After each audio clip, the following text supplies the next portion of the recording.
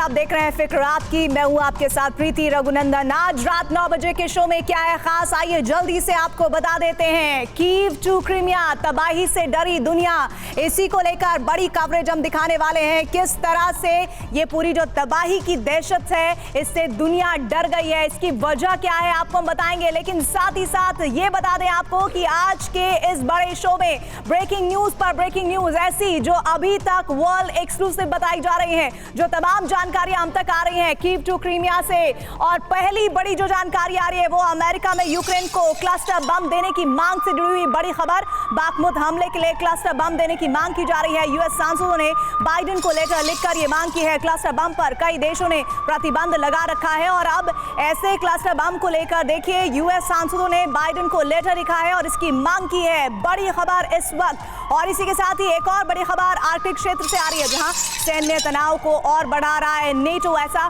रूस का दावा है। आर्कटिक से नेटो सिर्फ चेतावनी दे सकता है, रूस ये कह रहा है, लेकिन आर्कटिक से नेटो और कुछ नहीं कर सकता। यानी नेटो की ताकत को सीधे सीधे चुनौती देने वाली ये खबर रूस की तरफ से आ रही है। रूसी विदेश मंत्रालय के राजदूत निकोले कोर्चुनोव ने ये वार्निंग दी है और इसको लेकर जानकारियां सामने आ रही है। इसी के साथ ही आज रात 9 बजे के इस विक्र आपकी शो में किस तरह की खबरें आज आपको हम दिखाने वाले हैं। बड़ी जानकारियां ब्लैक सी पर एटमी तूफान और काले बादल से जुड़ी हुई ये दिखाएंगे आपको। उसके बाद जो दूसरी बड़ी खबर होगी, पुतिन का खुला ऐलान, यूएस यूके से संग्राम की जानकारी आ रही है और पेरिस की सड़कों पर हंगामा क्यों है बरपा, ये बड़ी खबर आपको हम पहुंचाएंगे। साथ ही देश की बात होगी, अमृतपाल फरार है, साजिश के कितने किरदार और सामने आने बाकी है और क्या अब विनाशक जल्जला आने वाला है, इस पर बड़ी खबरें जिस पूरे शो में आप देखने वाले हैं। इसी के साथ ही आपको एक और जानकारी हम दे दें, जो बड़ी जानकारी आ रही है। देखिए बड़ी खबर ये आ रही है कि पुतिन शी के 20 सेकंड के वीडियो से टेंशन बहुत ज्यादा बढ़ गई है। मेरे पीछे इस वक्त आप देख रहे हैं, ये अभी की सबसे बड़ी जानकारी है। दूसरी बड़ी जानकारी क्या आ रही है वो आपको बता दें, जिनपिंग के मॉस्को से निकलते ही कीव पर अटैक हो गया है और इस अटैक के बाद इसका ये कहा जा रहा है कि ये अब एक एज पॉइंट है। जिनपिंग के मॉस्को में रहते हुए क्रीमिया पर हमला, क्या मतलब हो जाता है इस खबर का। साथ ही ब्लैक सी फ्लीट पर यूक्रेन का सबसे बड़ा अटैक सामने आया है। इस अटैक का मतलब क्या है, अमेरिका ब्रिटेन को रूस की परमाणु चेतावनी भी, जिस पर डिटेल में हम आपको इस बुलेटिन में रिपोर्ट दिखाने वाले हैं। बड़ी खबर इसी के साथ ही आ रही है, ज़ेपोरिज़िया में रूस का भीषण मिसाइल अटैक हुआ है और रूसी मिसाइल ने रेजिडेंशियल बिल्डिंग को टारगेट किया है। रूसी मिसाइल सीधे बिल्डिंग पर जाकर गिरी है। रूस के मिसाइल हमले में बिल्डिंग पूरी तरह से तबाह हुई है। ये तस्वीरें देखिए जो बता रही हैं कि किस तरह से पूरी की पूरी इमारत नस्त नाबूद हो गई है। धुएं का गुबार चारों तरफ नजर आ रहा है। रूसी मिसाइल सीधे बिल्डिंग पर जाकर गिरी है, यानी टारगेटेड अटैक किया गया है।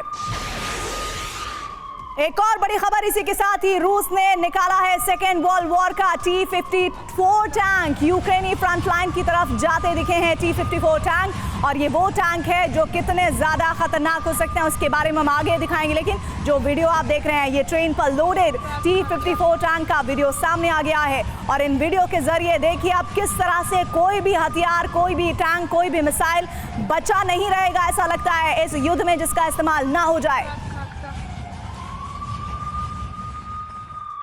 कीव टू क्रीमिया, तबाही से दुनिया डर गई है। ऐसा हम क्यों कह रहे हैं, क्योंकि पिछले 24 घंटे में दोनों देशों के बीच जो विनाशक युद्ध हुआ है उसने लंदन से लेकर वॉशिंगटन तक हर किसी को दहला दिया है। और खास बात ये आ रही है सामने कि दोनों देशों में वार और पलटवार शी जिनपिंग के मॉस्को में रहते हुए और मॉस्को से निकलने के दौरान हुआ है। और 24 घंटे की इस विध्वंसक जंग के बारे में और डिटेल आपको बताते हैं। दरअसल जिनपिंग जब मॉस्को में थे, यूक्रेनी ड्रोन हमले से क्रीमिया दहला था और जिनपिंग जब मॉस्को से निकले, कीव में रूस का भीषण हमला हुआ और जिनपिंग जब मॉस्को में थे, ब्लैक सी फ्लीट पर यूक्रेनी धमाका हुआ। जिनपिंग जब मॉस्को से निकले, ओडेसा में रूस का मिसाइल अटैक हुआ। जिनपिंग जब मॉस्को में ही थे तो ब्रियांस्क में पाइपलाइन स्टेशन पर हमला किया गया। जिनपिंग जब मॉस्को से निकले, ज़ेपोरिज़िया में रूस की बमबारी देखने को मिली। तो संकेत साफ है कि अब कोई भी बड़ा प्रतिनिधि अगर वॉर जोन में जाएगा तो उसके रेपरकशंस देखने को मिलेंगे और इसी के साथ ही शी के मॉस्को से जुड़ी हुई बड़ी खबर आ रही है। शी के मॉस्को से निकलते ही रूस का बड़ा हमला हुआ है। रात भर राजधानी कीव पर रूस के हमले होते रहे हैं। रूसी सेना ने शायद ड्रोन से कीव पर अटैक किया है। खैरसौन में बीते 24 घंटे में रूस ने दागे हैं 248 शेल्स यानी 248 शेल्स। ओडेशा में 2 मिसाइल मार गिराने का यूक्रेनी दावा भी हो रहा है।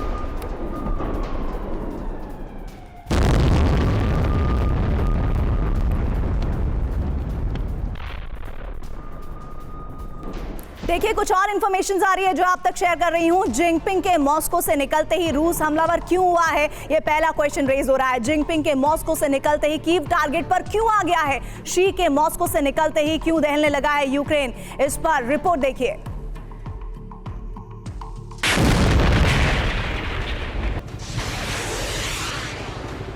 पुतिन जिनपिंग मिले, यूक्रेन पर बम बरसने लगे।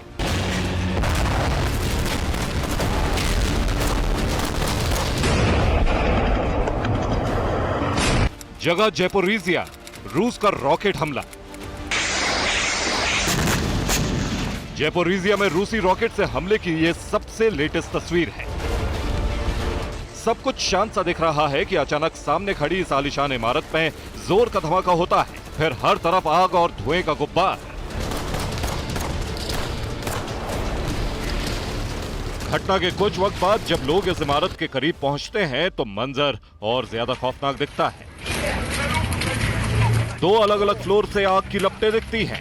आसपास चीख पुकार सुनाई देती है।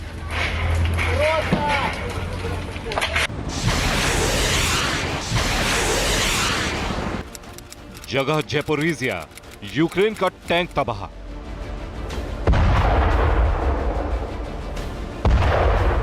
ज़ेपोरिज़िया में रूस ने यूक्रेनी आर्टिलरी को भी टारगेट किया। यूक्रेन के टैंकों को भीषण हमलों से तबाह कर दिया गया। कहा जा रहा है कि यहां रूसी हमलों में कई यूक्रेनी सैनिकों की मौत भी हुई।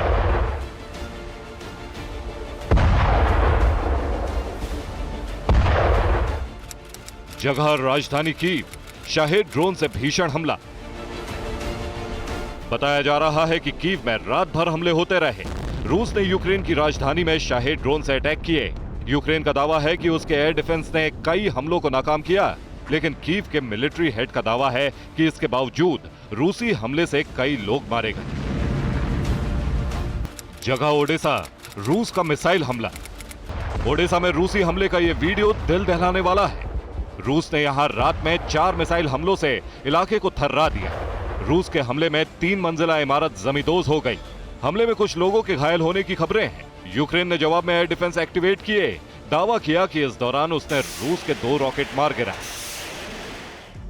देखिए बड़ी इंफॉर्मेशन ये आ रही है कि रूस ने यूक्रेन पर किंजल मिसाइल से अटैक किया और भीषण ड्रोन अटैक हुए हैं, लेकिन इसके बारे में और डिटेलिंग क्या है ये मैं आपको बताने जा रही हूं। इस पूरे ग्राफिक को गौर से देखिए और समझिएगा कि रूस का हमला यूक्रेन क्यों दहला है। दरअसल ओडेसा में 4 KH-59, जी हां, ओडेसा में 4 KH-59 किंजल मिसाइल दागी गई। सबसे पहले यह टारगेट किया गया। उसके बाद क्या हुआ? उसके बाद 24 घंटे में खैरसौन पर दागे गए 248 शेल्स, जो अपने आप में एक बड़ा नंबर है। और 24 घंटे में यूक्रेन पर उसके बाद 21 ड्रोन अटैक किए गए हैं। और साथ ही साथ ये इंफॉर्मेशन बहुत इंपॉर्टेंट हो जाती है कि 16 शाहिद ड्रोन मार गिराने का यूक्रेनी दावा भी कर रहे हैं। खार्किव, सुमी, डोनेट्स्क में रेड अलर्ट इस वक्त है, जो इंफॉर्मेशन हमारे पास आ रही है। और इसमें ज़ेपोरिज़िया, साथ ही साथ नीप्रो पेट्रोविस्क है, जहां पर एयर रेड अलर्ट है। ये बहुत इंपॉर्टेंट न्यूज आ रही है इस वक्त। और इसी के साथ ही एक और बड़ी जानकारी आप तक आ रही है पहुंचाने के लिए, वो ये कि अब सवाल खड़ा होता है कि रूस ने ये बड़े हमले यूक्रेन पर क्यों किए हैं। तो इसका जवाब है इस विस्फोटक ब्रेकिंग न्यूज में जो स्क्रीन पर आपके सामने है। शी के मॉस्को दौरों के वक्त यूक्रेन के ताबड़तोड़ हमले हुए हैं। 48 घंटे में यूक्रेन ने 3 बड़े रूसी इलाकों पर हमला किया है। रूस की ब्लैक सी फ्लीट पर ड्रोन से यूक्रेन का हमला हुआ है। ब्रियांस्क में ट्रांसनेफ्ट ऑयल कंपनी के स्टेशन पर अटैक हुआ है। क्रीमिया में यूक्रेन के 3 ड्रोन मार गिराने का रूसी दावा कर रहे हैं। और और इस वक्त बैटलफील्ड बाखमुत पहुंचे हैं president Zelensky. Big breaking news इस वक्त आपके सामने, वो ये कि बाखमुत में सैनिकों से मिले हैं प्रेसिडेंट जेलेंस्की। पुतिन के डॉनबास दौरे के बाद जेलेंस्की का बाखमुत दौरा वेरी वेरी इंपॉर्टेंट होने जा रहा है, क्योंकि यहां पर सबसे बड़ी बात होती है मनोबल जवानों का, उन जवानों का जो फ्रंट वॉर में सबसे आगे नजर आ रहे हैं, उनसे मिलना, उनकी हौसला अफजाई करना, और ऐसा ही कुछ करते नजर आ रहे हैं प्रेसिडेंट जेलेंस्की। और आइए अब आपको दिखाते हैं दो तस्वीरें। 19 मार्च को रूस के राष्ट्रपति पुतिन डॉनबास के इलाके में थे। मारियोपोल में उन्होंने कार ड्राइव करके खुद कई जगहों का दौरा किया था। अब ठीक 3 दिन बाद यूक्रेन के प्रेसिडेंट जेलेंस्की बैटलफील्ड बाखमुत में पहुंचे हैं। बाखमुत, उन्होंने वहां पर यूक्रेनी सैनिकों से मुलाकात की है। बाखमुत की जंग में रूस को टक्कर देने वाले यूक्रेनी सैनिकों का हौसला बढ़ाया है। ये दो तस्वीरें एक बड़ा मैसेज यूक्रेन के न सिर्फ आर्मी सेना को दे रहा है, बल्कि दे रहा है रूस को भी एक बड़ा संदेश। दरअसल जिनपिंग की मॉस्को यात्रा के दौरान ही क्रीमिया पर हमले क्यों हुए, ये बार बार क्वेश्चन रेज हो रहा था। शी के मॉस्को में रहने के दौरान ब्लैक सी फ्लीट पर अटैक क्यों किया गया? क्या 3 रूसी इलाकों पर हमले से यूक्रेन ने रूस को उकसाया है? ये रिपोर्ट के जरिए समझिए। क्या जेलेंस्की खुद नहीं चाहते शांति? क्या जेलेंस्की ने खुद बुलाई तबाही? ये सवाल इसलिए उठ रहे हैं क्योंकि जब चीन के राष्ट्रपति शी जिनपिंग की मॉस्को यात्रा शुरू हुई थी, तो उसी के बाद से यूक्रेन का रूस पर हमला तेज हो चुका था। यूक्रेनी हमले का ये लेटेस्ट वीडियो बताता है कि कैसे रूस की ब्लैक सी नेवी फ्लीट यूक्रेनी सी ड्रोन के टारगेट पर थी। सेवेस्तोपोल में ब्लैक सी फ्लीट पर बड़ा धमाका हुआ था। यूक्रेन ने सेवेस्तोपोल में रशियन नेवी फ्लीट पर सी ड्रोन से अटैक किया था। ब्लैक सी फ्लीट के अलावा पूरा क्रीमिया यूक्रेन के निशाने पर था। ये क्रीमिया में ड्रोन अटैक की तस्वीरें हैं। सेवेस्तोपोल के गवर्नर ने दावा किया है कि रूस ने इस दौरान यूक्रेन के सभी हमलों को नाकाम कर दिया। रूसी एयर डिफेंस सिस्टम ने यूक्रेन के 3 ड्रोन मार गिराए। रूसी नेवी का दावा है कि यूक्रेनी ड्रोन्स को खाड़ी में घुसने की कोशिश के दौरान ही मार गिराया गया था। रूस का यह भी दावा है कि यूक्रेनी हमले से ब्लैक सी फ्लीट की किसी भी शिप को कोई नुकसान नहीं पहुंचा। हालांकि लोगों ने जरूर धमाकों की भयानक आवाजें सुनी थी। असल में यूक्रेन ने रूस पर 3 लेयर अटैक किया था। क्रीमिया, ब्लैक सी फ्लीट के अलावा ब्रियांस्क भी उसके निशाने पर था। ब्रियांस्क के गवर्नर अलेक्जेंडर बोगोमाज ने दावा किया है कि ट्रांसनेफ्ट ऑयल कंपनी के पंपिंग स्टेशन पर ड्रोन अटैक हुआ। जर्मनी, पोलैंड, हंगरी, स्लोवाकिया, चेक गणराज्य समेत कई यूरोपीय देशों की लाइफलाइन यही ऑयल कंपनी है। हालांकि यूक्रेन ने अभी तक ड्रोन अटैक को ना ही स्वीकार किया और ना ही इससे इनकार किया।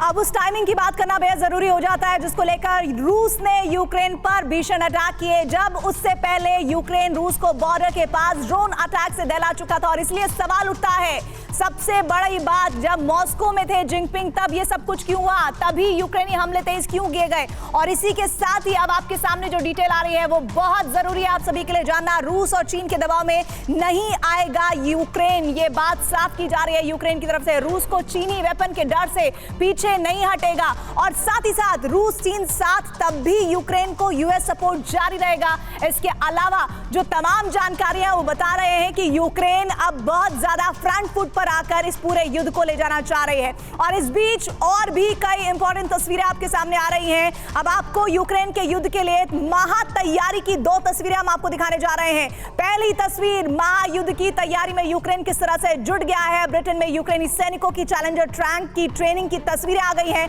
चैलेंजर 2 टैंक का अटैक और डिफेंस सीख रहे हैं यूक्रेन के सैनिक। ब्रिटिश कमांडर्स खुद यूक्रेनी सैनिकों को चैलेंजर 2 टैंक की ट्रेनिंग दे रहे हैं, तो वहीं दूसरी ओर अमेरिकन फाइटिंग व्हीकल के साथ यूक्रेनी सैनिकों की ट्रेनिंग जर्मनी में चल रही है। जर्मनी में भी कहा जा रहा है कि इस आर्म्ड व्हीकल के साथ उनकी वॉर ट्रेनिंग चल रही है, जो बता रही है कि अब ये युद्ध और ज्यादा महाविनाशकारी होने जा रहा है। देखिए, बहुत इंपॉर्टेंट और जानकारियां सामने आ रही हैं जो इस वक्त आपको मैं शो में देने जा रही हूं, लेकिन सबसे बड़ी बात यह कि यूक्रेन को यूएस से जल्द मिलेगा टैंक। आखिर क्यों इस टैंक की जरूरत इस वक्त नजर आ रही है? दरअसल वेपन डिलीवरी में तेजी लाने की कोशिश अमेरिका कर रहा है। अब्राम्स टैंक पेट्रियट जल्द देगा यूएस, और पेंटागन ने वेपन डिलीवरी का ऑर्डर दे दिया है।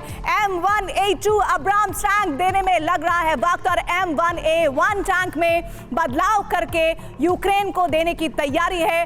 ओक्लाहोमा में पैट्रियट से जुड़ी ये ट्रेनिंग पूरी हो चुकी है। 65 यूक्रेनी सैनिकों की पैट्रियट की ट्रेनिंग हुई है। सोर्सेज आ रही है जो लगातार हमें इस बात की इंफॉर्मेशन दे रही है। और इसी के साथ ही बड़ी खबर एक और आ रही है। क्रेमलिन से यूक्रेन को झटका लगने की जानकारी मिल रही है। पुतिन जिनपिंग में यूक्रेन पीस प्लान पर चर्चा नहीं हुई है। चीन की पहल पर सिर्फ विचारों का आदान प्रदान हुआ है। दिमित्री पेस्कोव का शांति वार्ता पर यह स्टेटमेंट जो बहुत ज्यादा इंपॉर्टेंट है। यूक्रेन युद्ध को खत्म नहीं करना चाहता अमेरिका। यूक्रेन युद्ध से अमेरिका को सबसे ज्यादा फायदा है। ऐसा क्यों कहा जा रहा है मैं आपको बताती हूँ। दरअसल युद्ध से ईस्ट में नेटो का विस्तार चाहता है अमेरिका। ये बात कहां से सामने आ रही है? ये बात सामने आ रही है ईरान के सुप्रीम लीडर खामनेई के जरिए, जिस पर उन्होंने यूएस पर आरोप लगाए हैं। रूस के दोस्त ईरान का अमेरिका पर अब तक का सबसे बड़ा हमला कि वो अमेरिका ही है जो नहीं चाहता कि रूस और अमेरिका के बीच का ये युद्ध थमे।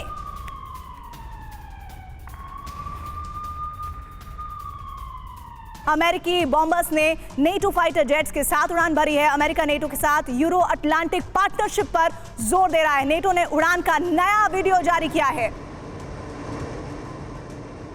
और इसी के साथ ही रूस वर्सेस अमेरिका क्यों कहा जा रहा है? दरअसल ब्रिटेन के बीच बढ़ता टकराव दुनिया को न्यूक्लियर वॉर की तरफ धकेल रहा है। रूस से एक दिन में आई 2 धमकियों ने इसके संकेत दे दिया है। कैसे? पहली धमकी क्या है? दरअसल रूस के साथ मंत्री सर्गेई शोइगु ने, ये देखिए मेरे पीछे ग्राफिक्स आ गए हैं, उसके जरिए मैं आपको समझाती हूँ। सर्गेई शोइगु ने जो रूस और पश्चिमी देशों के बीच परमाणु टक्कर से जुड़ी हुई ये जो जानकारी है, देखिए परमाणु टक्कर की धमकी पहले आती है, फिर यूएस धैर्य की परीक्षा ना ले ये बात की जाती है। और ये साफ संकेत है कि कैसे 2 देश मिलकर इस पूरे युद्ध को खत्म नहीं होने देना चाहते हैं। रूस के डेप्यूटी फॉरेन मिनिस्टर सर्गेई रयाकोव ने दी है जो सीधे अमेरिका को वार्निंग भरी लहजा नजर आता है। वहीं एक और बड़ी खबर आ रही है, वार्निंग से जुड़ी हुई बड़ी खबर, बिग ब्रेकिंग न्यूज इस वक्त आपके सामने। खबर क्या है? खबर यह है कि रूस पश्चिमी देशों में परमाणु टक्कर कुछ कदम दूर है। परमाणु टक्कर होने में बस कुछ कदम की दूरी बची हुई है। रूसी रक्षा मंत्री सर्गेई शोइगु की पश्चिम को यह बड़ी धमकी है। सर्गेई शोइगु की धमकी के बाद परमाणु युद्ध की आशंका जताई जा रही है। तो इस परमाणु युद्ध के नतीजे कैसे होंगे? क्योंकि हम बार बार बता रहे हैं पुतिन का आटमी ट्रिगर है और यूएस यूके एपिसेंटर हो सकते हैं। क्यों कहा जा रहा है यह समझना आपके लिए बहुत जरूरी है। और इसी के साथ ही एक और बड़ी खबर आ रही है। खबर आ रही है रूस के धैर्य की परीक्षा न लेने को लेकर। ये अमेरिका की तरफ से कहा गया है, अमेरिका के लिए कहा गया है। रयाकोव ने कहा है अमेरिका के लिए ऐसा करना खतरनाक होगा। ब्लैक सी में ड्रोन घटना पर रयाकोव की वार्निंग सामने आई है। कौन है रयाकोव? दरअसल रूसी उप विदेश मंत्री सर्गेई रयाकोव ने यह सीधे यूएस को चेताया है। तो देखिए विद विजुअल ब्रेकिंग आपके सामने है। ये दोनों इंपॉर्टेंट तस्वीरें और 2 बड़ी शख्सियत जिनके स्टेटमेंट इस वक्त वेरी वेरी इंपॉर्टेंट है। परमाणु टक्कर होने से बस कुछ कदम बाकी बचे हुए हैं। ये किस तरह से इंफॉर्मेशन आ रही है? दरअसल रूसी रक्षा मंत्री सर्गेई शोइगु की पश्चिम को यह बड़ी धमकी है। वहीं रूसी उप विदेश मंत्री सर्गेई रयाकोव ने भी यूएस को चेता दिया है। और इन धमकियों को लेकर अब कुछ सवाल खड़े होते हैं। क्या है वो सवाल? क्या रूस वेस्ट का टकराव डायरेक्ट वॉर तक जाएगा? क्या छोटी छोटी घटनाएं परमाणु युद्ध को न्योता दे रही हैं? क्या बाइडेन को न्यूक्लियर अटैक से जवाब देंगे पुतिन? नजर डालिए।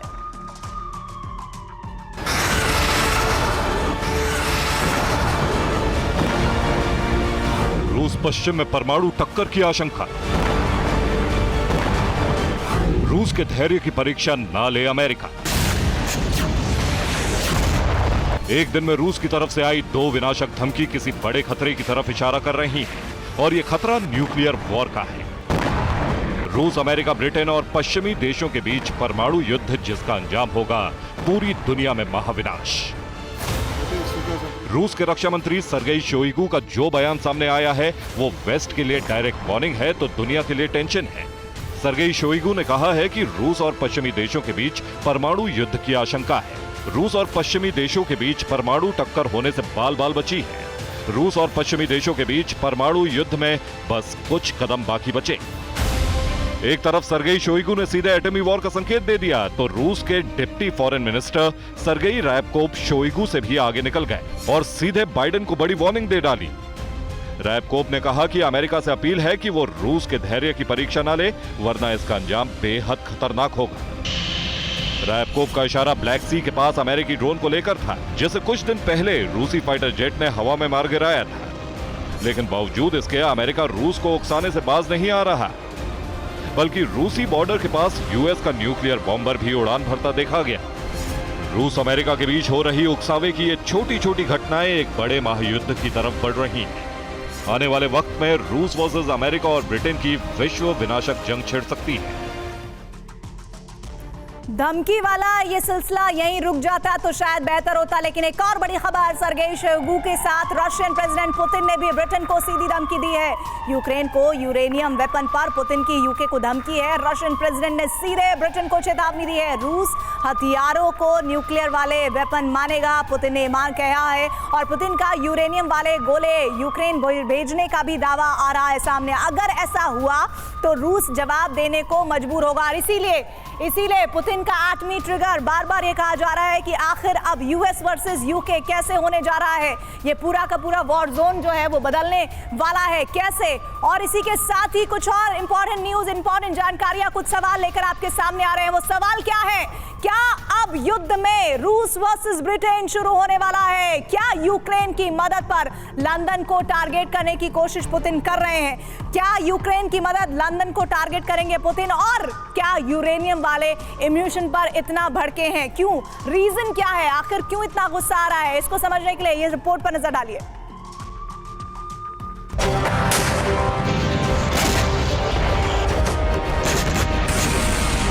पहली बार ब्रिटेन के खिलाफ पुतिन इस कदर भड़के हैं और यूके को सीधे एक्शन की वार्निंग दी। दरअसल पुतिन का गुस्सा यह है कि ब्रिटेन यूक्रेन को यूरेनियम के इस्तेमाल वाला एम्यूनिशन देने जा रहा है। इन हथियारों को बनाने में कम और खराब क्वालिटी के यूरेनियम का इस्तेमाल किया गया है, जो प्रोजेक्टाइल मिसाइल में बेहद कारगर है। इसके अलावा ब्रिटेन पर आरोप है कि यूक्रेन को अपने चैलेंजर 2 टैंक में इस्तेमाल के लिए लंदन ने यूरेनियम से बने गोले भेजे।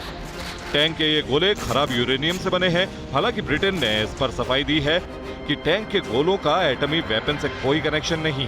ब्रिटेन सेना वेपन में यूरेनियम का इस्तेमाल करती है। ब्रिटेन की सफाई को पुतिन मानने को तैयार नहीं है। उन्होंने साफ कर दिया है कि मॉस्को इन हथियारों को न्यूक्लियर कंपोनेंट वाले हथियार ही मानेगा, और अगर ब्रिटेन ने इन्हें कीव को सप्लाई किया तो इसका जवाब देने को मजबूर होगा। पुतिन ने साफ कहा कि मैं ये बता देना चाहता हूं कि अगर ऐसा हुआ तो रूस इसका बखूबी जवाब देने को मजबूर होगा। रूस अपने दिमाग में रखेगा कि पश्चिमी देशों की तरफ से पहले ही न्यूक्लियर कंपोनेंट वाले हथियारों का इस्तेमाल शुरू हो चुका है। इससे पहले रूसी डिफेंस मिनिस्टर इस मसले पर ब्रिटेन को परमाणु युद्ध की चेतावनी दे चुके हैं। एक और कदम उठा लिया गया है, बस चंद कदम और बाकी है। साफ है कि यूक्रेन युद्ध की बस एक चिंगारी कभी भी रूस, अमेरिका, ब्रिटेन और पश्चिमी देशों के बीच परमाणु ज्वाला भड़का सकती है।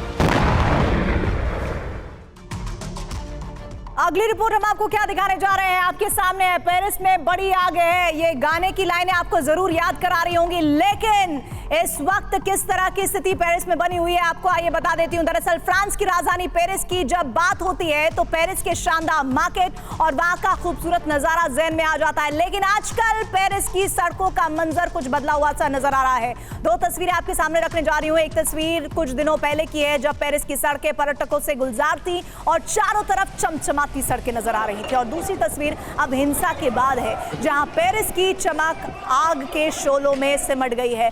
तस्वीरें एक ही जगह की है लेकिन हालात बदले हुए से हैं। और इसी के साथ ही फ्रांस की राजधानी पेरिस में हिंसक विरोध प्रदर्शन को एक हफ्ते से ज्यादा का वक्त बीत चुका है। सिक्योरिटी फोर्सेस प्रदर्शनकारियों के खिलाफ एक्शन ले रही है, फिर भी प्रदर्शन का सिलसिला थमने का नाम नहीं ले रहा है। बेकाबू भीड़ पर काबू पाने के लिए पुलिस फोर्स फ्लेयर अटैक का सहारा ले रही है, लेकिन यह भी नाकाफी सा लग रहा है। और सिक्योरिटी फोर्सेस की लाख कोशिशों के बावजूद प्रदर्शनकारियों पर काबू पाना बहुत मुश्किल हो रहा है। अब जरा ये जो तस्वीरें आप देख रहे हैं इन पर गौर कीजिए। प्रदर्शनकारियों का एक ग्रुप पेरिस की सड़कों पर उतरा और चारों तरफ आगजनी को अंजाम दिया गया। सड़कों पर खड़ी बाइक, डस्टबिन आग की लपटों में सुलग रहे हैं। इसके बाद सिक्योरिटी फोर्सेस ने मोर्चा संभाला और प्रोटेस्टर्स को खदेड़ने की कोशिश की है, लेकिन हालात बेकाबू होते जा रहे हैं। इस बीच फ्रांस से बड़ी खबर आ रही है सामने। क्या है वो खबर? खबर ये कि मैक्रो हिंसा के बावजूद पेंशन फैसले पर कायम है। मैक्रो ने पेंशन सुधार के कदम का बचाव किया है और ये सुधार लग्जरी नहीं, वक्त की जरूरत है। मैक्रो ने ये सीधे सीधे बात रख दी है। फ्रांस में लगातार एक हफ्ते से भारी विरोध प्रदर्शन हो रहा है, लेकिन उसके बाद भी हालात जस के तस बरकरार है।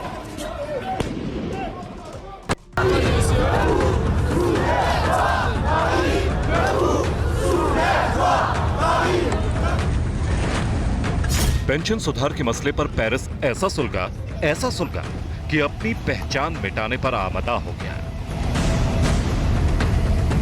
पिछले करीब एक हफ्ते से पेरिस में कुछ ऐसा ही मंजर है। हिंसा है, आगजनी है, हंगामा है, तोड़फोड़ और चारों तरफ उपद्रव बवाल का जोर है। पेंशन सुधार के फैसले से लोग ऐसे भड़के हैं कि अपने ही शहर को जलाने पर उतारू हो गए हैं। राजधानी पेरिस समेत फ्रांस के कई शहरों में हिंसा की चिंगारी फैलती जा रही है। प्रदर्शनकारी सड़कों पर उतर रहे हैं, पब्लिक प्रॉपर्टी में तोड़फोड़ कर रहे हैं और सिक्योरिटी फोर्सेस के साथ झड़प कर रहे हैं। इस मंजर को कंट्रोल करने के लिए अब सिक्योरिटी फोर्सेस के जवान फ्लेयर्स अटैक का सहारा ले रहे हैं। भारी विरोध प्रदर्शन के बीच मैक्रो सरकार के खिलाफ दोबारा विश्वास मत भी आ चुका है, जिसे सरकार ने पास कर दिया है। मैक्रो अपने फैसले पर कायम है और उससे पीछे हटने को राजी नहीं है। इस वीडियो को देखिए। पेरिस की सड़कों पर जब बेकाबू भीड़ बवाल के लिए उतर आई तो स्पेशल फोर्स ने मोर्चा संभाला और उपद्रवियों को खदेड़ने की कोशिश की। पुलिस एक्शन से गुस्साए प्रदर्शनकारियों ने कई वाहनों में आग लगा दी और सड़कों पर जमकर हंगामा किया। हिंसा हंगामे के बीच अब तक सैकड़ों प्रोटेस्टर्स की गिरफ्तारी हो चुकी है और कई पुलिस वाले घायल भी हो चुके हैं। और अब देखते हैं देश और दुनिया की कुछ और बड़ी और अहम खबरें। 106 हस्तियों को पद्म पुरस्कार। पंडावनी गायिका उषा को पद्मश्री से नवाजा गया। सम्मान लेने से पहले प्रधानमंत्री नरेंद्र मोदी को प्रणाम किया, बाद में राष्ट्रपति के पैर छूकर सम्मान ग्रहण किया। देश में कोरोना को लेकर पीएम मोदी ने की मीटिंग। देश में 24 घंटे में 1134 नए केसेस मिले हैं। एक्टिव केस 7000 के पार पहुंचे। दिल्ली में पीएम मोदी ने इनोवेशन सेंटर का किया उद्घाटन। 6G विजन डॉक्यूमेंट की लॉन्चिंग की। प्रधानमंत्री ने कहा, यहां से दुनिया के लिए निकलने वाले हैं बहुत सारे समाधान। सस्ते डेटा से बदल गई भारत की डिजिटल दुनिया। कुपवाड़ा में एलओसी के नजदीक शारदा मंदिर का गृह मंत्री अमित शाह ने किया वर्चुअली उद्घाटन। कर्नाटक के श्रृंगेरी से लाई गई है मूर्ति। एलओसी के पास तक गूंजेगी कीर्तन की आवाज। 2024 लोकसभा चुनाव से पहले ईवीएम पर फिर बवाल। शरद पवार ने विपक्षी नेताओं की बुलाई बड़ी बैठक। कहा, कल शाम 6 बजे शरद पवार के घर बैठक होगी। दिल्ली विधानसभा में कैलाश गहलोत ने पेश किया 78,800 करोड़ का बजट। क्लीन दिल्ली के लिए 21,000 करोड़ का फंड। 26 फ्लाईओवर, पुल, अंडरपास, 3 डबल डेकर फ्लाईओवर बनाने का ऐलान। दिल्ली में पीएम मोदी के विपक्ष में विरोध में लगे हैं पोस्टर। पुलिस ने आपके ऑफिस से वैन को जब्त किया और मामले पर कार्रवाई करते हुए 100 एफआईआर दर्ज की। साथ ही 6 लोगों को गिरफ्तार किया। मनी लॉन्ड्रिंग केस में मनीष सिसोदिया की जुडिशियल कस्टडी 5 अप्रैल तक बढ़ी। जेल में पढ़ने के लिए किताबें मांगी, कोर्ट ने परमिशन दी। पंजाब में अमृतपाल की तलाश में छापेमारी जारी। एक तस्वीर और सामने आई। मोटरसाइकिल का तेल खत्म होने के बाद ई रिक्शा में बाइक को ले जाते दिखा। खुद भी ब्लैक कलर का चश्मा लगाए बैठा हुआ है। लंदन में तिरंगा का अपमान करने वाला अवतार सिंह खंडा गिरफ्तार। बब्बल खालसा इंटरनेशनल का मेंबर है अवतार सिंह खंडा। अमृतपाल का भी हैंडलर है। केंद्र सरकार ने दिल्ली में ब्रिटिश हाई कमीशन और ब्रिटिश उच्चायुक्त की सुरक्षा घटा दी। बैरिकेड्स हटा लिए गए हैं। हालांकि इससे तुरंत बाद ही लंदन में भारतीय उच्चायोग की सुरक्षा बढ़ा दी गई। केंद्र ने वोटर आईडी और आधार कार्ड को लिंक करने की आखिरी तारीख बढ़ाई। 1 अप्रैल 2023 से बढ़कर 31 मार्च 2024 कर दी। यूजर आधार को वोटर कार्ड से ऑनलाइन या एसएमएस के जरिए जोड़ सकते हैं। और इसी के साथ ही एक और बड़ी खबर आ रही है। खबर देश से जुड़ी हुई। बाबाओं का दौर चल रहा है। इस बीच करौली सरकार के दरबार में डॉक्टर की पिटाई के मामले में बड़ा एक्शन हो रहा है। करौली बाबा के आश्रम पहुंची है कानपुर पुलिस। लवकुश आश्रम में पुलिस ने जांच शुरू कर दी है। करौली बाबा के सेवादारों से पूछताछ हो रही है। नोएडा के डॉक्टर सिद्धार्थ के घर पर जाएगी टीम और डॉक्टर सिद्धार्थ से घटना के साक्ष्य जुटाएगी पुलिस।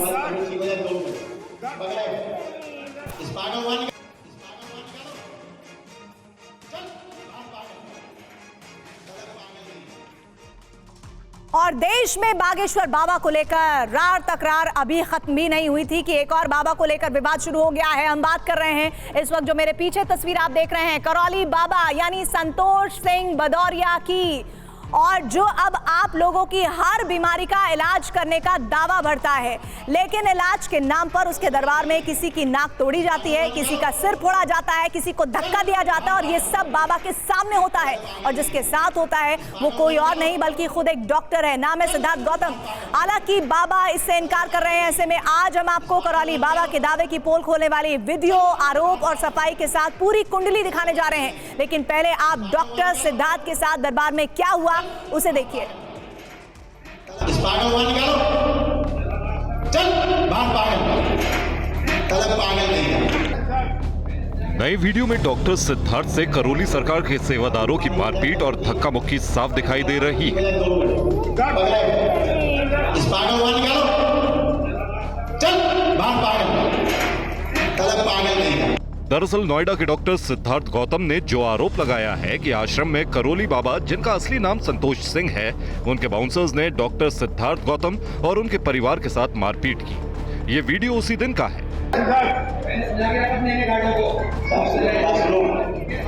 वीडियो में भी दिख रहा है कि बाबा के सेवादारों ने डॉक्टर सिद्धार्थ गौतम से माइक छीना, फिर धक्का मुक्की की और खींचते घसीटते हुए अपने साथ लेकर चले गए। कानपुर के बिधनू में बने लवकुश आश्रम के करौली सरकार और उनके सेवादारों के खिलाफ डॉक्टर सिद्धार्थ चौधरी ने एफआईआर दर्ज करा दी है, जिसमें उनके चमत्कार का विरोध करने पर मारपीट का आरोप लगाया गया है।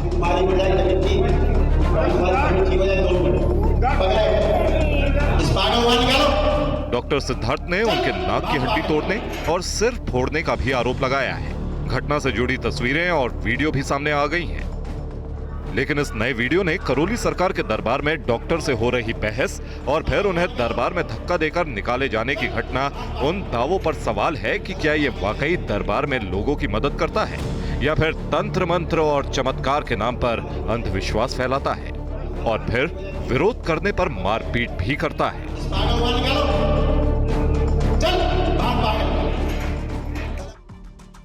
डॉक्टर सिद्धार्थ चौधरी ने बाबा करौली पर कई गंभीर आरोप लगाए हैं और कैसे उनके साथ पूरी घटना हुई है ये भी मैं आपको अगली रिपोर्ट में बताने जा रही हूं। पूरा डिटेल एनालिसिस इस पूरी खबर के जरिए मैं करने जा रही हूं। दरअसल बाबा पर पिटवाने का आरोप है और इस आरोप के जरिए क्या बताने की कोशिश हो रही है। सबसे पहले ये देखिए जो जानकारी आ रही है, सबसे पहली जानकारी ये आ रही है बाबा को लेकर कि 2600 की रसीद काटने के बाद बाबा मुलाकात करते हैं, यानी कि कोई भी पहुंचता है तो पहले रसीद कटवाइए।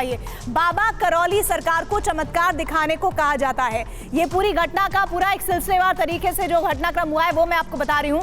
बाबा ने मंत्र फूका, डॉक्टर ने असर नहीं होने की बात कह दी।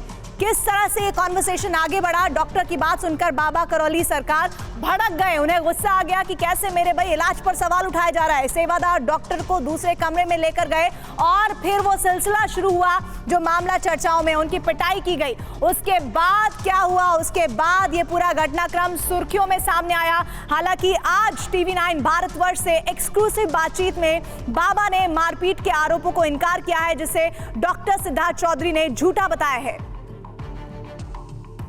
इनका वीडियो देखेंगे तो अपने रोगों कष्टों के लिए नहीं, ये केवल चैलेंज करने आए थे, मारपीट करने, लड़ाई झगड़ा करने के लिए आए थे। उकसा रहे थे मुझे। मैं उकसा नहीं, मैंने कोई इनको न मारा पीटा, न मैंने न गाली दी, मैंने इन्हें कुछ भी नहीं किया। तुम्हारा क्रिमिनल इतिहास है, तुम एक हिस्ट्री शीटर रहे हो, तुमने मुझे पिटवाया, उसके सारे एविडेंस हैं और तुम्हें मैं जेल पहुंचवाऊंगा। सीसीटीवी लगे हैं, वो सब इनके कैंपस में लगे हुए हैं, उनका रिकॉर्ड भी इन्हीं के पास रहता है। जब पुलिस वो सब खोल के ले जाएगी तो दूध का दूध और पानी का पानी हो जाएगा, किसने पीटा है और किसने मारा है। देखिए स्टोरी इस वक्त आप देख रहे हैं, तंत्र मंत्र चमत्कार, डॉक्टर क्यों बने शिकार। दरअसल सवाल अब यह है कि सुर्खियों में आए बाबा करौली सरकार हैं कौन, इनका इतिहास और भूगोल क्या है। आइए मैं आपको बता देती हूँ, पूरी कुंडली आपको समझा देती हूँ कौन है दरअसल करौली बाबा। बाबा का असली नाम संतोष सिंह भदौरिया है। 2003 में शिवसेना पार्टी से जुड़े थे संतोष सिंह और शिवसेना छोड़कर किसान यूनियन के सदस्य बने। उसके बाद 2010 तक किसान यूनियन से जुड़े रहे संतोष सिंह और थेरेपी सीखने केरल गए, लौटकर घर में क्लिनिक खोला। 2012 में करौली में 14 एकड़ में आश्रम खोला। गंभीर से गंभीर बीमारी के इलाज का दावा किया जाता है, कैंसर तक ठीक करने की बात करते हैं। और इसी के साथ ही बाबा की पूरी कुंडली नहीं जो इस वक्त मैंने आपको दिखाई, जानकारी तो ये भी आ रही है कि पूरा मामला जो तूल पकड़ा है वो करौली बाबा की क्राइम कुंडली भी इसके बाद सामने आ गई है। वो क्राइम कुंडली जिसका इतिहास बड़ा लंबा चौड़ा है वो भी मैं आपको बता देती हूँ। दरअसल 1992-95 के बीच हत्या का मामला भी दर्ज हो चुका है और एक नहीं कई केसेस दर्ज हुए हैं बाबा पे। 1992 में फसलगंज में हुई हत्या में उनका नाम सामने आ गया था। ये बाबा इलाज का दावा करते हैं और हत्या केस में जेल गए थे। 1993 में जमानत पर बाहर आए थे और उसके बाद 1994 कोई साल शायद बीता नहीं होगा जब इन पर इस तरह के क्राइम करने के आरोप ना लगे हों। 1994 में डीएम के आदेश पर रासुका की कार्रवाई हुई है। उसके बाद जमीनों पर अवैध कब्जा करने के भी इन पर आरोप लग चुके हैं। यानी कुल मिलाकर ऐसा कोई मुद्दा नहीं जिस पर बाबा पर केस लगा नहीं। अमृतपाल के भागने की एक तस्वीर सामने आ गई है। देखिए अमृतपाल कहाँ है, इसको लेकर पुलिस लगातार कर रही है तफ्तीश, लेकिन हुलिया बदलकर भागता दिख रहा है अमृतपाल सिंह। बैटरी रिक्शा में, देखिए तस्वीर आपके सामने है, बैटरी रिक्शा में बैठकर भागता दिखा है अमृतपाल सिंह। तेल खत्म होने पर बैटरी रिक्शा में बाइक ले जाते दिखा है और देखिए कितनी ज्यादा शातिर तरीके से कई दिनों से ये पंजाब पुलिस को छका रहा है और अभी तक अलग अलग जगह पर कभी कार में कभी बाइक में, और अब जब बाइक खराब हुई तो बाइक को ही बैटरी रिक्शा पर रखकर फरार होता हुआ नजर आ रहा है। और अमृतपाल फरार है लेकिन उसकी तलाश में पुलिस का ऑपरेशन जारी है। आज पुलिस ने अमृतपाल की मां से करीब 1 घंटे तक पूछताछ की और पूरे मामले में अमृतपाल के साथियों के अलावा 154 लोगों को हिरासत में लिया जा चुका है, लेकिन अमृतपाल का कोई अता पता नहीं है। ऐसे में सबसे बड़ा सवाल यह है कि अमृतपाल है कहां। अमृतपाल छिप कर लोकेशन बदल रहा है, लेकिन उसकी कई ऐसी जानकारियां हैं जो बेहद सीक्रेट है और एक्सक्लूसिव है और हम आपको आज वो दिखाने वाले हैं जिनमें उसकी फैमिली, फंडिंग और प्राइवेट आर्मी तीनों शामिल है। खास तौर से अमृतपाल की पत्नी किरणदीप कौर जो ब्रिटेन से फंडिंग जुटाती रही है। और इसी के साथ ही एक और इंपॉर्टेंट न्यूज आ रही है जो मैं आप तक पहुंचाने वाली हूं। खबर है कि अमृतपाल तेजी से अपना भेस बदल रहा है, लोकेशन बदल रहा है, लेकिन साथ ही जानकारी ये भी मिल रही है कि ये सब वो कैसे कर रहा है, कौन लोग उसकी मदद कर रहे हैं। आइए ये आपको बता देती हूँ। भेस बदलकर भाग रहा है अमृतपाल। पहले मर्सिडीज, देखिए एक इंपॉर्टेंट ग्राफिक आने वाला है आपके सामने। पहले मर्सिडीज कार से भागा जिसकी सबसे पहली तस्वीर TV9 भारतवर्ष ने आपको दिखाई। उसके बाद मर्सिडीज छोड़ वो ब्रेजा में सवार हुआ और फिर उसके बाद देखिए ये पूरा का पूरा हमने सिलसिला बताया। मर्सिडीज छोड़कर ब्रेजा में सवार हुआ, फिर गुरुद्वारे में ग्रंथी को बंधक बनाया। उसके बाद उसने क्या किया, गुरुद्वारे में हुलिया बदला, दाढ़ी छोटी की और पारंपरिक सिख बाड़ा उतारा, पगड़ी में दिखा, शर्ट और जीन्स में बाइक पर बैठा नजर आया। उसके बाद जालंधर से बाइक से भागा जिसकी तस्वीर आपको हमने दिखाई थी और पगड़ी बदलकर बुलेट से वो फरार हो गया। यानी कि ये पूरा का पूरा इसकी कोशिश ये है कि वो पुलिस को छका सके। अमृतपाल के बारे में सूत्रों से भी बहुत बड़ी जानकारी मिल रही है, चौंकाने वाली इंफॉर्मेशन मिल रही है। क्या है वो, पुलिस को चकमा देने के लिए रात में वो सफर कर रहा है। पहली बड़ी बात, सफर के दौरान कई मोटरसाइकिल बदल रहा है, जो लगातार तस्वीरें भी हमारे पास आ रही है, हमने आपसे साझा की है। साथ में 2 खास लोग पप्पल प्रीत और विक्रमजीत उसका साथ दे रहे हैं जो डायरेक्ट ISI से संपर्क में है। और अमृतपाल की आखिरी लोकेशन जो जानकारी है वो है शाहकोट। तीनों बार फोन और सिम कार्ड को बदल रहे हैं। और अब बात कर लेते हैं पद्म पुरस्कारों की। जी हां, पद्म पुरस्कार आज राष्ट्रपति भवन में आयोजित एक पद्म समारोह में पद्म पुरस्कार दिए गए हैं। राष्ट्रपति द्रौपदी मुर्मू ने देश के उन हस्तियों को पद्म पुरस्कार भेंट किए हैं जिन्हें इनके लिए नामित किया जाने की घोषणा इसी साल 25 जनवरी को की गई थी। पद्म पुरस्कारों के लिए 106 लोगों के नामों की सूची यानी घोषणा हुई थी और राष्ट्रपति ने पहला सम्मान आर्किटेक्ट बालकृष्ण दोषी को दिया। उनकी बेटी ने पिता को मिला पद्म विभूषण सम्मान ग्रहण किया। इसके बाद बिजनेसमैन कुमार मंगलम बिरला को व्यापार और उद्योग के क्षेत्र में योगदान के लिए पद्म भूषण से सम्मानित किया गया। पंडवानी गायिका उषा को पद्मश्री से नवाजा गया। उन्होंने सम्मान लेने से पहले प्रधानमंत्री नरेंद्र मोदी को प्रणाम किया। इसके बाद उन्होंने राष्ट्रपति के पैर छूकर सम्मान ग्रहण किया। गुजरात की रहने वाली हीराबाई बेन इब्राहिम भाई लोबी को पद्मश्री से नवाजा गया। उन्हें सिद्धि समुदाय के उत्थान के लिए ये सम्मान दिया गया। डॉक्टर अरविंद कुमार को विज्ञान एंड इंजीनियरिंग में अभूतपूर्व योगदान के लिए सम्मानित किया गया। डॉक्टर प्रभाकर भानुदास मांडे को साहित्य एवं शिक्षा के क्षेत्र में पद्मश्री से नवाजा गया है। और इसके साथ ही अब तक पूर्व केंद्रीय मंत्री SM कृष्णा, सुमन कल्याणपुर पद्म भूषण से सम्मानित किए गए हैं। और अब बात विदेशी मीडिया में पीएम मोदी की तारीफ की।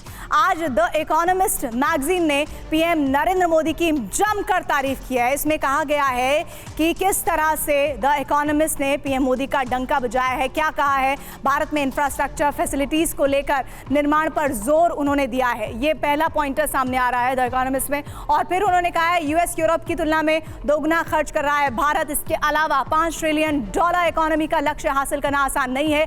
बजट में ट्रांसपोर्ट इंफ्रास्ट्रक्चर फैसिलिटीज पर बड़ा हिस्सा खर्च कर रहा है भारत ने जीडीपी का 1.7% खर्च करने का लक्ष्य रखा है। तो विश्व में बज रहा है भारत का डंका। और इसी के साथ ही फिक्र आपकी शो में बस इतना ही।